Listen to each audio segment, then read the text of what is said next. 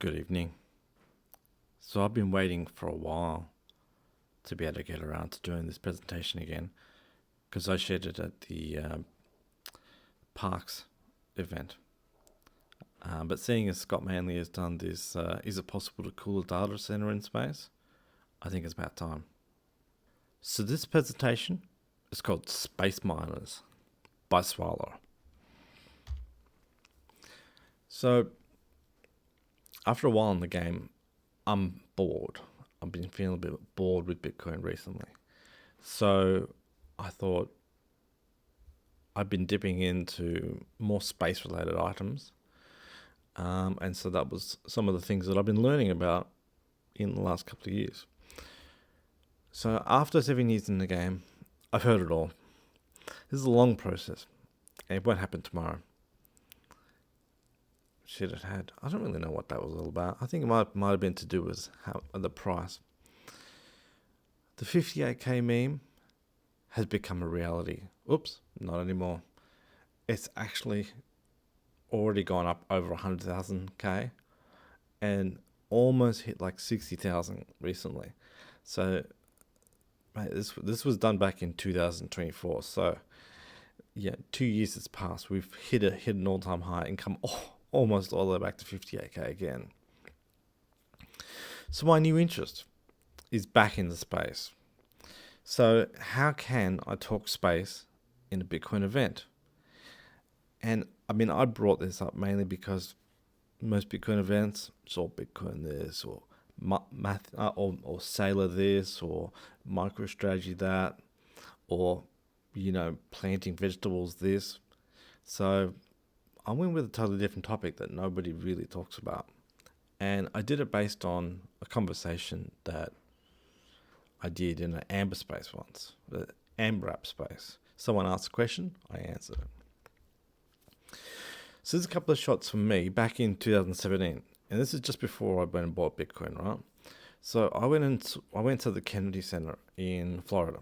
And you can see me just standing underneath a Saturn V rocket right there. And of course, me holding my son at the front of the NASA globe. And funny enough, I'm wearing the orange mask, and I did make my son a little gold hat, but it hasn't really been seen very many times. I have it still, and I want to give it to him one day and let him take it home and remember. So, the question. During the Amber App Tribe Talk with Izzy, Tribe Talk number 32, David Blunt asked me about sending miners into space. So I figured, let's talk about it. And I know that I've got the actual recording somewhere. I do have it on my hard drive, and I should actually crop it, condense it down, and actually post it here one day because it was an interesting conversation. Okay, so let's find a cool AI pic. Like back when this started, like 2024, people were just starting to discover the AI stuff, and people were like playing around with it, being silly. And I thought, I don't really want to touch AI, but I have to admit that since the time's gone past, almost everything you touch is AI these days. You can't even search for like a yogurt shop on Google without it saying an AI suggestion. So you can't almost avoid it now. But back in the day, you kind of had to go online and ask for an AI pick. So I thought, miners in space. Yeah, not quite. It's a bit wobbly. I have to admit, if you look at this kind of shows you the way AI kind of was back at the beginning. It was a mess. And it's like, not really in space. Looks very broken, and it looks like it's mining for copper. And I mean, miners in space is supposed to be technically about mining for Bitcoin. But anyway, second one, well, that looks kind of cool.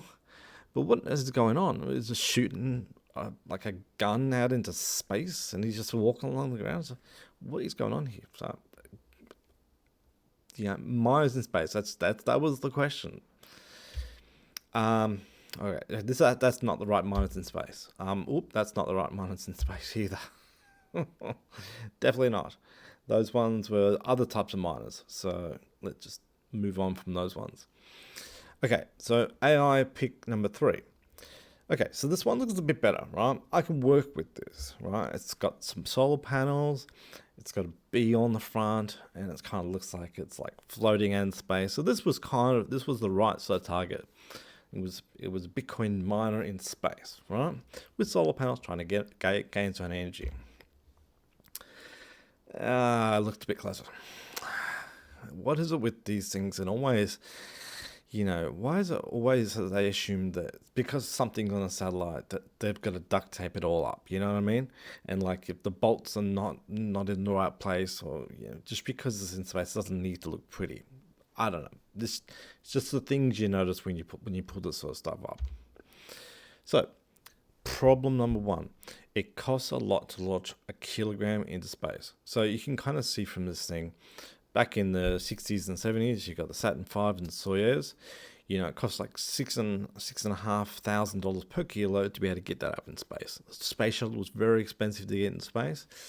And once SpaceX came along with the Falcon 1, Falcon 9, Heavy, and all that sort of stuff, they started to reuse the rockets and get the price of getting a kilogram into space down. So the price started to drop more. Now, problem number 2, space junk is a growing issue. Space junk is everywhere. It's not obviously to this scale. I got flat earthers saying where are all the satellites, but in all honesty, most of them are a speck. They are less than a micromillimeter of a bloody pixel on that screen. You would never see them all. But if there is this much in here, it's always a growing problem if you keep on putting things up there, which realistically probably shouldn't really be up there, especially something trying to mine Bitcoin. Just better to sort of do that down the ground rather than just cluttering up the sky. So problem number 3, solar panels don't produce a lot of energy. They take a large area. They might be light. There's a certain amount of silica and stuff like that.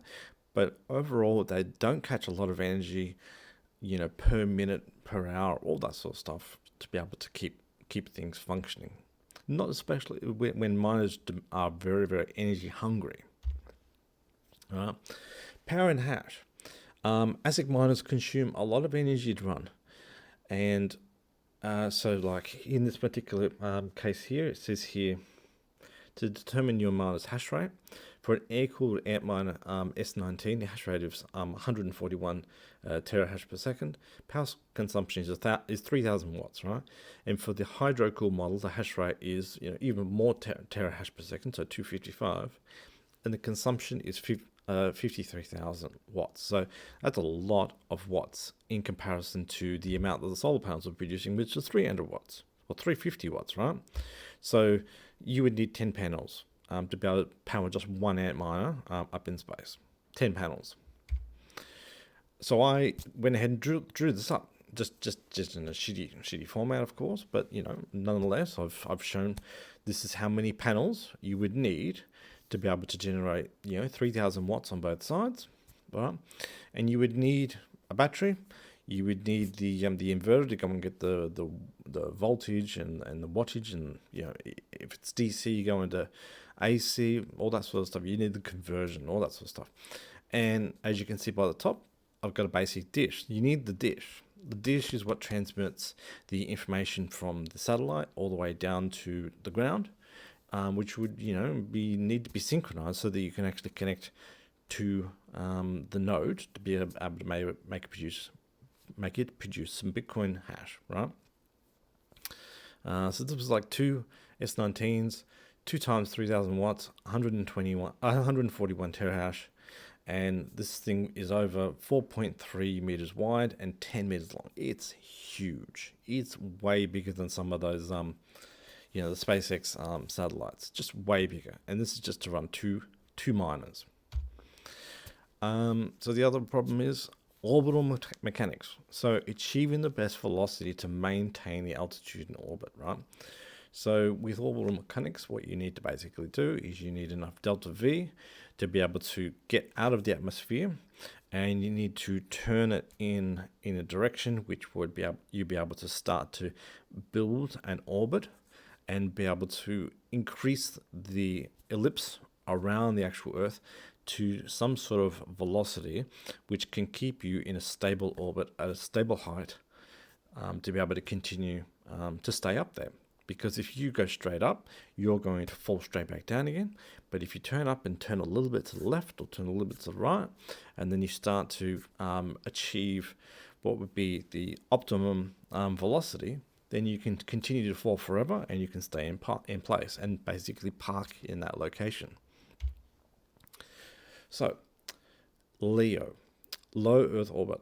So in low Earth orbit, right, it's very close, which means it's got good comms or good communications, right? So you'll be able to transmit your information right down to the ground very, very easily, right? But there's one big problem. You got 45 minutes of dark and 45 minutes of light. So you would be on one side of the Earth, turning solar panels to the sun, getting all the power, and being able to hash away on the Bitcoin, right? And then when you go to the dark side, it's either running on the batteries, which it probably won't have that much batteries to be able to keep it running to hash the miners, or it will just simply just turn off after a while. If it's run out of power, it will turn off until it goes back onto the light side again. So this is a very difficult scenario, having 45 minutes of light and 45 minutes of dark when you go from one side of the Earth to the other side of the Earth. It's just, why would you do that? It just seems a bit odd. Bitcoin miners, they require node connections. They require good internet. They're uploads and downloads blocks, right? So you need to continuously upload and download blocks, verify everything from the ground, right? You need to even program to create block templates. You need a stable power source, which obviously, like before, 45 minutes in the dark and 45 minutes in the light, not great for stable source of power. And you need low latency, which basically means that you need a good connection to the internet down below. You need to be able to, get those blocks up and down as quickly as possible, and you need to verify as quickly as possible to be able to keep going. If you are running behind in your hashing, and if you are running behind in latency, then other people are going to win the blocks and you're just not going to win it.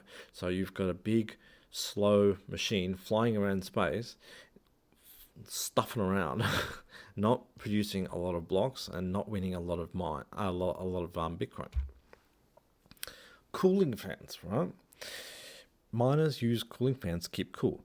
Plus they build up with dust, right? And so when you've got cooling fans, that is pulling air through the actual the circuitry to be able to cool down the circuitry on the boards. And if you've got no air in a vacuum, right? And yeah, let's just all appreciate how happy Henry is in this particular shot. He's pretty happy, right? So in a vacuum, how can you cool air when there is no air? How can you cool the air when there's no air? And how can the circuits be cooled by no air if there's no air? And it's certainly not like there's this immersion, right? So if there was water in there, yada yada, you could probably somehow figure out a radiator of some sort, right? So a Bitcoin miner when it will be running in this vacuum space. So there you go. So how do you cool a miner when there's no vacuum, right? So we need fins like what we usually have on most motherboards and stuff like that, and circuitry. But those fins are designed in such a way where you're supposed to radiate the temperature out to the very tips of the fins, basically.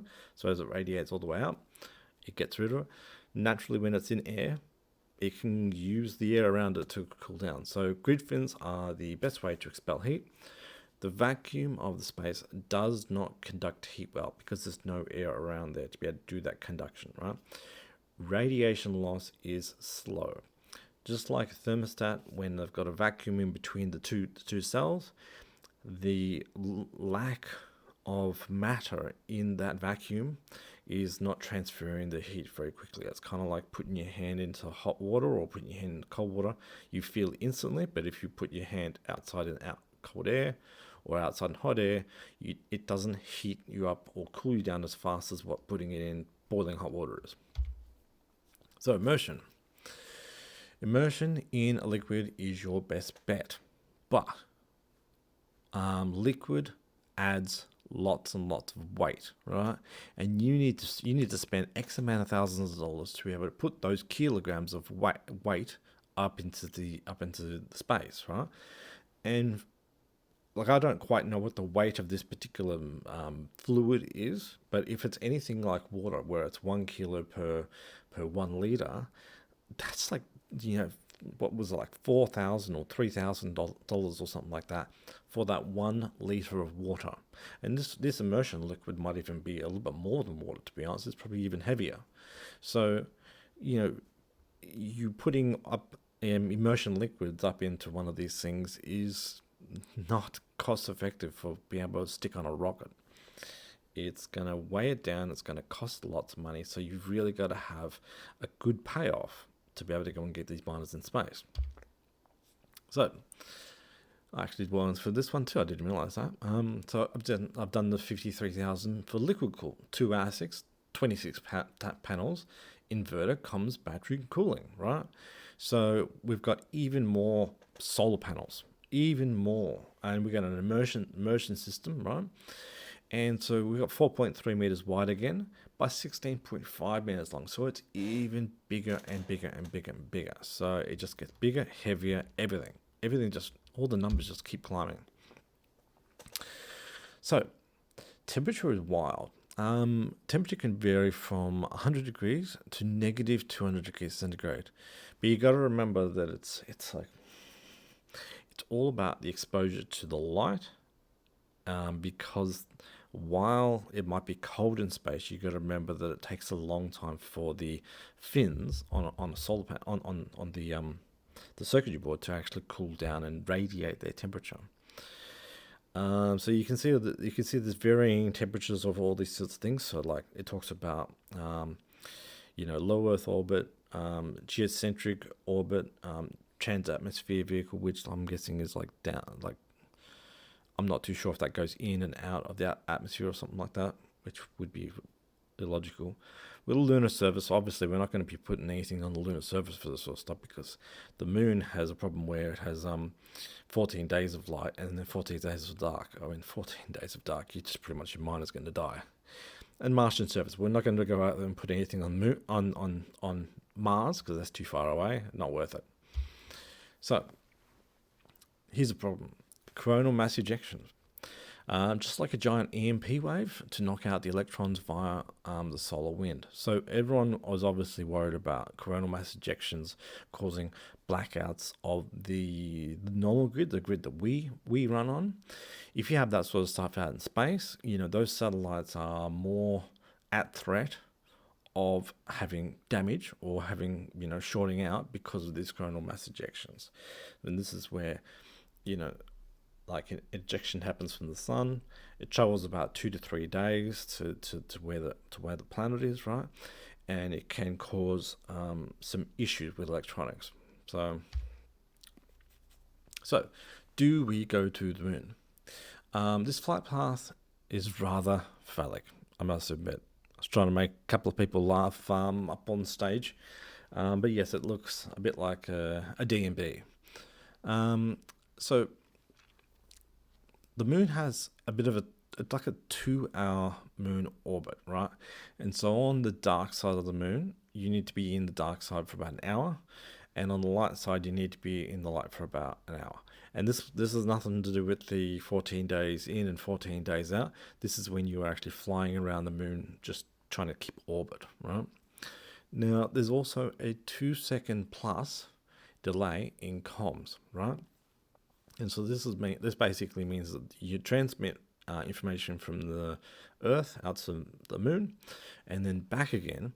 You've got a plus a time, maybe about 3 seconds or something like that, so for it to go out and come back, right? And so that can cause delays, which can mean you could miss the next Bitcoin block based on trying to hash as fast as possible, right? And so light speed, 299, let's say 300,000 kilometers per second, right? And the moon distance is 384,000 kilometers. It's 1.28 seconds. Now, you also need 3 dishes or more to be able to connect with this sort of stuff. So back when they did the moon landings, they basically had to have a dish that was in, I think, Los Angeles. They had one that was in Spain or Portugal, and they had one that was in Australia. And so when one country would start to fade into the darkness, another one would pick it back up again and continue to transmit to the moon missions. Right? And so there was times when America was in the dark and they could not see the moon. And so Australia would have to pick up the cue, and then they would pass it on to Spain, for instance. So it probably went the other direction. What went from America to Spain to Sydney? I'm not too sure. So and those were big dishes. Those were very, very big dishes. You needed big dishes, and you needed to point them all the time at these particular things.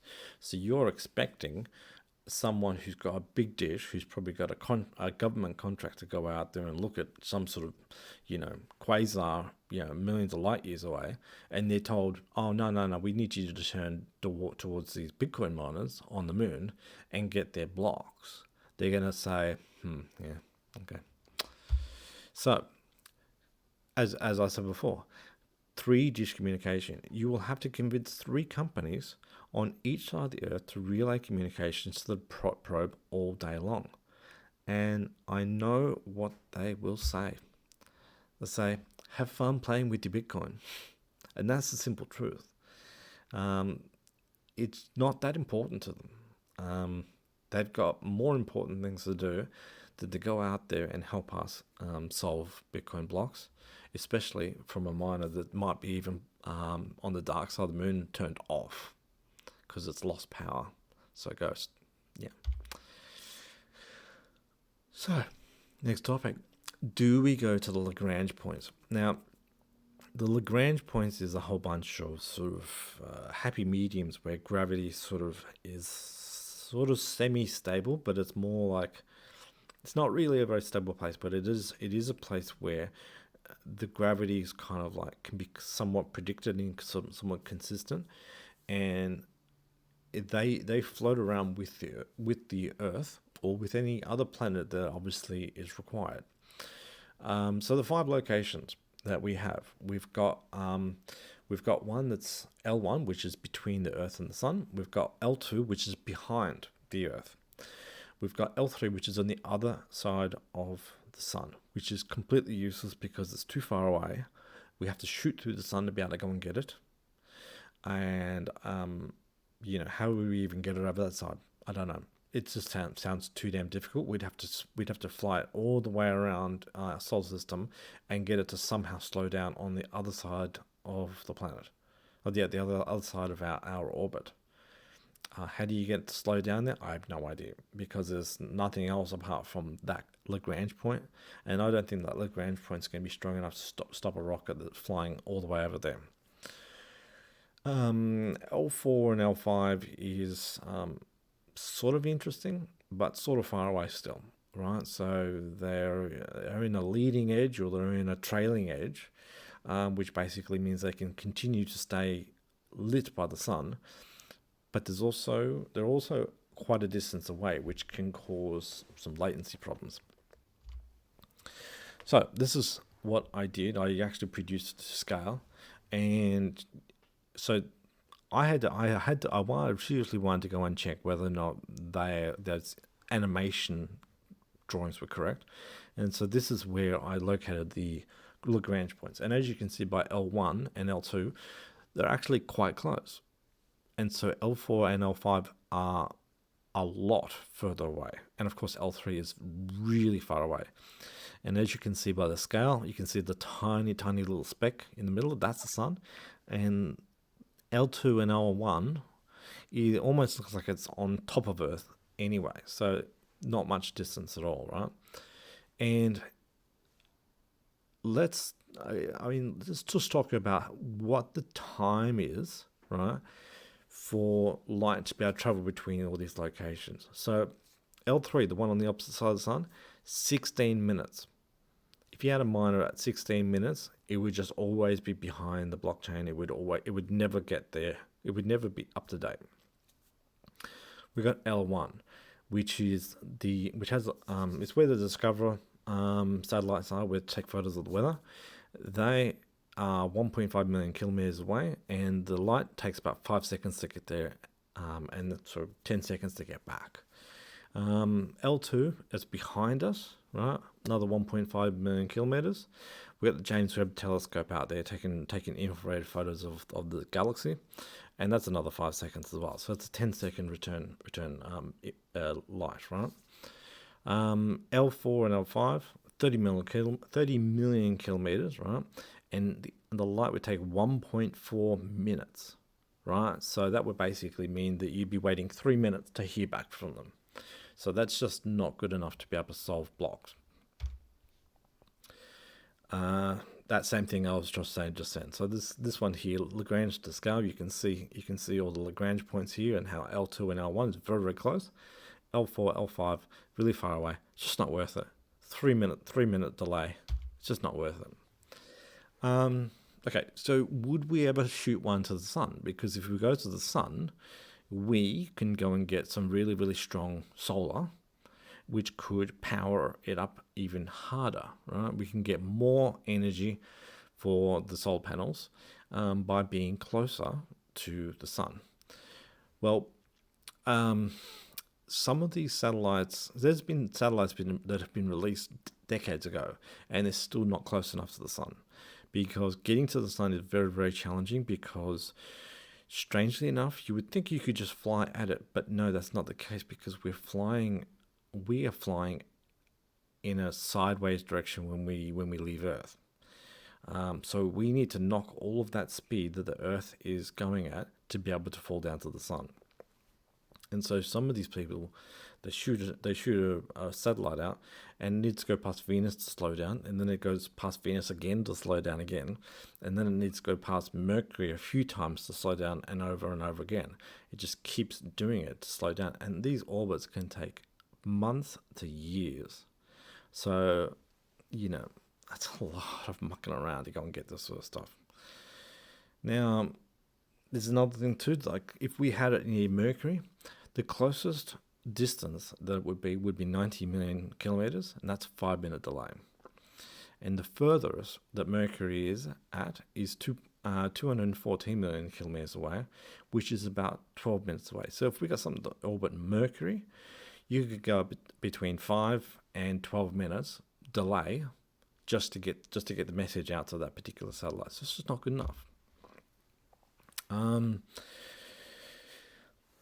This one here, I mean, obviously you can already tell that it's just not worth it. So the sun is like a rock, right? And so one thing we were actually trying to, some scientists are still going to release a rocket in about 4 years. They're gonna launch a rocket in about 4 years to chase a sort of an asteroid that passed through a few years ago, right? So they are building something right now to launch in 4 years to chase something that went through years ago. This is how weird time is with this sort of stuff. And so they are basically going to send something out of Jupiter, and they're going to send it from Jupiter all the way back to the sun at such a degree that when it gets closer to the sun, it'll accelerate so fast that it will hopefully overshoot this asteroid which passed through years ago. It's just crazy. So this asteroid passed through years ago, and they are trying to make it go to the sun so it will pass through so fast, it will slingshot so fast, it will shoot past it. Mind you, past it at 2052. It's in like another 25 years. That's the scale of this time delay that they're talking about here. So, in conclusion, miners in space has no real benefits, and it's a long list of downsides. The only idea that makes sense is an archival node. So if anyone suggests putting miners in space, just tell them they're dreaming. It's just not worth it. You could probably have a node in space like what Adam Back has, and that way you could kind of relay to them.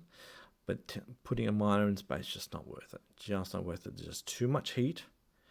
Needs too much energy. It won't cool fast enough. And by the time you stick it up there, it's already going to be outdated. Other miners are going to go faster. And I mean, even today, with everyone trying to say, oh, are we going to go out there and point it towards BIP 110 or the main chain? Who's going to go up there and reprogram that satellite or remote program from to be able to choose which blockchain to follow? Honestly, it's just all a bit silly. So let's keep it here on Earth, where we have power, where we can cool the miners, where we can update the program, where download speed is good, where connectivity is good, where the little guy can get involved. So everyone with a BitAxe can go out there and get involved, right?